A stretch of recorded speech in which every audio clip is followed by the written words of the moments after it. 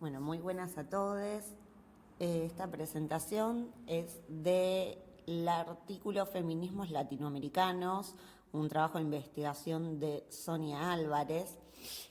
Cuenta ella que es un trabajo que venía haciendo previamente, reúne más de 130 personas que le concedieron entrevistas, tanto en Chile, Perú y Colombia, durante julio y agosto de 1997.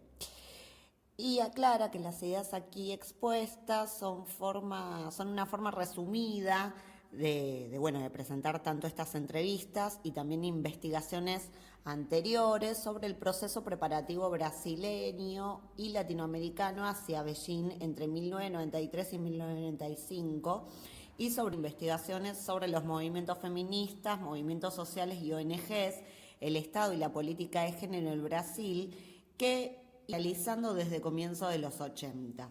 Y además se basa en su propia experiencia como asesora del programa de Derechos y Justicia Social de la Fundación Ford en Río de Janeiro entre 1993 y 1996, donde ella estaba de licencia del puesto de profesora de política en la Universidad de California, Santa Cruz.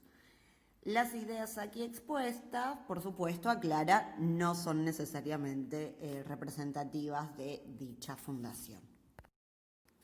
La autora comienza haciendo una definición del feminismo que aplica tanto en Latinoamérica, pero como bien dicen sus palabras, tanto como norte o sur de América. Y dice, el feminismo es campo discursivo de actuación-acción, y no como un movimiento social en el sentido clásico de la expresión, un sentido derivado de las luchas sociales que se desarrollan desde finales del siglo XIX y que se reformula posteriormente con el paradigma de nuevos movimientos sociales en los años 80. Pero que en ambos casos connota manifestaciones masivas en las calles, movilizaciones visibles, palpables y constantes, etc. Bueno, recordemos que situado en los 90 este trabajo, la autora nos habla de cómo se multiplican los espacios donde las mujeres que se dicen feministas actúan o pueden actuar. Por ejemplo, espacios como los sindicatos, los movimientos estudiantiles, los partidos, los parlamentos, los corredores de la ONU o en la misma academia. Pero se comprometen constantemente, pero no son en las luchas clásicamente políticas, es decir, como por ejemplo la ley de cupo, la inclusión de la perspectiva de género en las reivindicaciones de sus propias organizaciones sociales, etc., sino que también habla de las luchas discursivas en batallas esencialmente culturales, por ejemplo, el significado de la ciudadanía, el desarrollo de la salud reproductiva y de la propia democracia. La autora da paso a hablar de las ONGs y de su papel importante dentro del feminismo. Comienza señalando algunas críticas que recibe. Las ONG feministas han jugado un papel central en la formación y sustentación de estas variadas formas de articulación formal e informal. Y dice, una distinción nítida entre las ONG y el movimiento subestima el carácter híbrido de la mayoría de las ONG feministas. Ignora importantes diferencias en la extensión y grado de ONGización en diferentes países y oscurece la diversidad de actividades y prácticas de las ONG. Las características predominantes de las ONGs, tanto en los discursos académicos como en el de los movimientos, muchas veces dejan de captar la especificidad de aquellas que operan en el campo feminista. Siguiendo la línea de la defensa de las ONGs, la autora dice que si bien las feministas en la mayoría de los países latinoamericanos, de hecho, están integradas por mujeres de clase media con formación universitaria y muchas suelen trabajar con grupos de mujeres de base, se distinguen de las ONG mixtas o no feministas en dos aspectos fundamentales. Primero, la mayoría de las ONG feministas no entienden su trabajo como solo para ayudar a las otras, sino que también lo hacen para alterar relaciones de poder de género que circunscriben sus propias vidas como mujeres. Y segundo, la vasta mayoría de profesionales activistas de ONG feministas se perciben como parte integral de un movimiento de mujeres mayor que abarca a otras feministas y a los diversos grupos de mujeres de base a favor de quienes afirman trabajar. La extensión o grado de ojeización del movimiento feminista, por supuesto, varía sustancialmente después entre países de la región, reflejando los contextos políticos distintivos en que se desarrollan los feminismos, las prioridades y preferencias de la cooperación internacional y las particularidades en la evolución del movimiento en cada determinado país. La expansión de la demanda local y global por el feminismo profesionalizado.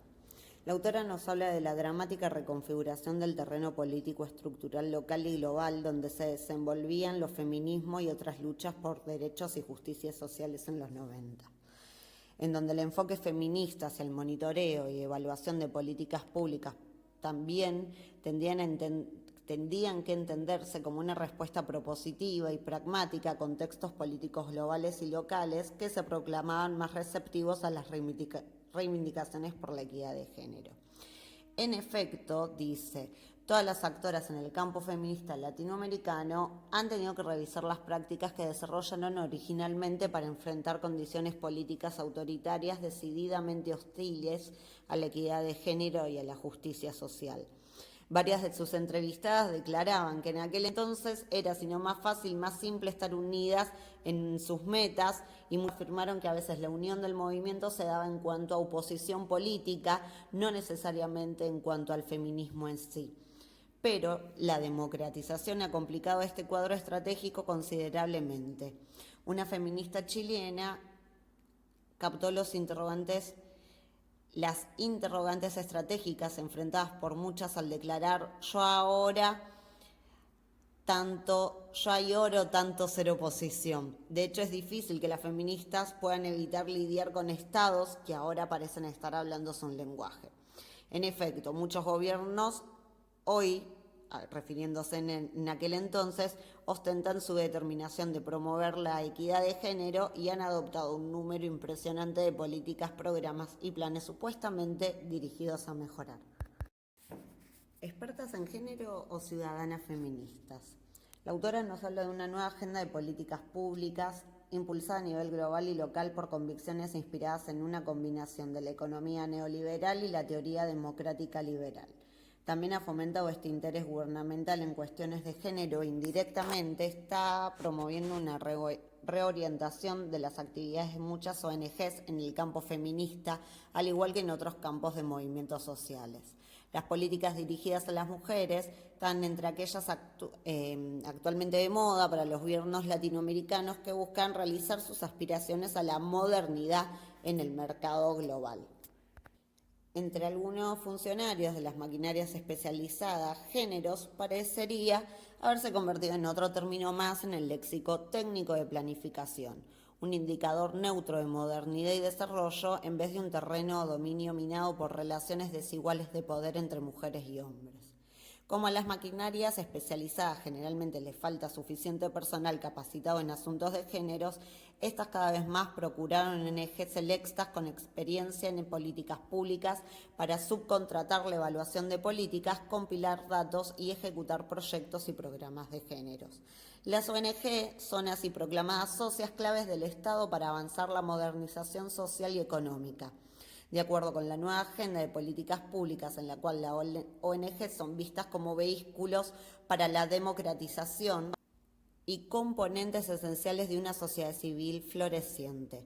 La mayoría de las ONG feministas tienen plena conciencia de que no representan a nadie, pero para los estados locales y las organizaciones intergubernamentales, las ONG profesionalizadas parecen haberse convertido en sustitutos convenientes de la sociedad civil. Estados modernos y el boom en la subcontratación de ONGs. La autora nos habla cómo las ONGs se profesionalizan y empiezan a introducir criterios de eficiencia en su trabajo. Se da un progresivo desdibujamiento del Estado de la esfera de la política social y comienzan a darse altas contrataciones del Estado de ONGs para llevar adelante programas. En muchos países se habla de programas de capacitación de desarrollo personal en población segmentada como vulnerables, capacitaciones para emprender y competir en el mercado, como por ejemplo en Chile. En entrevistas con funcionarios públicos en Cali, ella señala que descubre que las ONG se habían convertido en una especie de panacea para los esfuerzos del gobierno local en convertirse en, más que un ejecutor, un organismo coordinador y orientador de políticas sociales. Por ejemplo, la Secretaría de Bienestar Social y Gestión Comunitaria delirá sobre cuán eficiente era contratar ONGs para ejecutar programas gubernamentales. Yo podría contratar 1000 funcionarios, me dijo, pero en vez de eso yo contrato 200 ONGs. No hay recursos y así se puede hacer más en el área social. La directora de la División de Mujer y Género de esta misma secretaría subrayó: nosotros no ejecutamos nada, trabajamos con ONGs, pero no con todas. Interrogando las políticas de género patologizadas y rearticulando lo político y la política en las prácticas feministas. La autora nos dice que, en palabras de Olga Grau, Raquel Olea y Francisca Pérez, llaman una tendencia hacia la acomodación discursiva entre cada vez más actoras del campo feminista.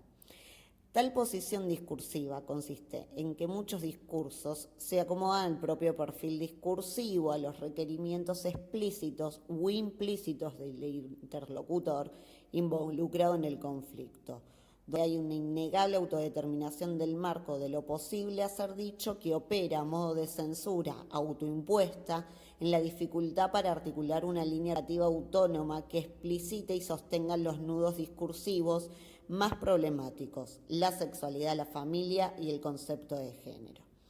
También habla del Estado neoliberal, es también un sitio de producción cultural, un sitio crucial donde el género se construye, donde las relaciones de género se resignifican, recodifican y reconfiguran. Tendríamos que pensar no solo en cómo el Estado se aprovecha de las desigualdades de género existentes en lo social para promover determinadas reformas estructurales, pero también en cómo crea nuevas desigualdades entre mujeres y hombres, asigna nuevos roles o responsabilidades a las mujeres, es decir, le atribuye nuevos sentidos o significados al ser mujer de diversas clases, grupos étnico-raciales, etc. Si bien en los últimos años, dice, situándose en el presente del artículo, en los años 90, el feminismo latinoamericano ha conseguido significativas y en verdad enormes victorias con respecto a la intervención en la política, en general y en las políticas públicas en particular, tal vez no haya conseguido el mismo éxito en el campo de intervención en lo político a lo público. Dice, no podemos confundir intervenciones políticos culturales en lo público con intervenciones en lo estatal o gubernamental. Es por eso que hace fuerza y dice que inventar y reinventar formas cada vez más contestatarias de intervención feminista en lo público y cultural podría ser esencial por dos razones fundamentales. Primero, porque sin un amplio respaldo social es mucho más difícil promover la implementación efectiva en las políticas públicas o plataformas internacionales que se han conseguido a través de estrategias de lobby, y sin una base social electoralmente significativa del respaldo a los temas feministas, especialmente en los contextos por lo menos semi-competitivos electorales de la mayoría de los países latinoamericanos, es imposible hacer lobbies efectivos. Y segundo, inventar nuevas y cada vez más atrevidas formas de intervención feminista en lo público es fundamental porque algunas desigualdades, injusticias y violencias cotidianas que sufren las mujeres nunca van a ser resueltas ni exclusiva ni principalmente por el Estado o por los poderes formalmente constituidos. Juegos de cintura, feministas en el contexto de la nueva agenda de políticas de género global y local. A modo de conclusión, la autora plantea que a pesar de los enormes desafíos representados por lo que viene llamando la nueva agenda de políticas de género, existen considerables espacios para la renovación y continua reinvención de prácticas y discursos feministas más contestatarios. Algunas ONG feministas latinoamericanas, por ejemplo, sin duda han aprovechado bien los fondos provenientes de esa misma agenda para hacer oír sus voces más fuertemente y más frecuentemente a través del lobby. Varias de las feministas latinoamericanas con quien conversé subrayaron la necesidad urgente de negociar colectivamente con la cooperación internacional, no solo sobre los recursos y cronogramas para proyectos, sino que también sobre las líneas de acción y prioridades políticas de más largo plazo. En alianza con nuestras contrapartes en el sur de las Américas, nosotras en el norte podríamos presionar a los donantes y las agencias de desarrollo para que adopten criterios más flexibles en la selección de los tipos de proyectos de ONG a ser financiados. También nos dice que así todo le parece imprescindible que las feministas reflexionemos más a fondo sobre las posibles consecuencias políticas de la creciente tendencia de los estados y las organizaciones intergubernamentales de percibir a las ONG en América Latina y otras regiones del mundo, principalmente como proveedoras de servicios sociales y sustitutas de la sociedad civil. Dice que al maniobrar en el sistema cambiante terreno de la de género del Estado, muchas feministas e integrantes de ONG sugirieron que sí es posible preservar una doble identidad y al mismo tiempo hacer negocios con determinados gobiernos sobre proyectos puntuales.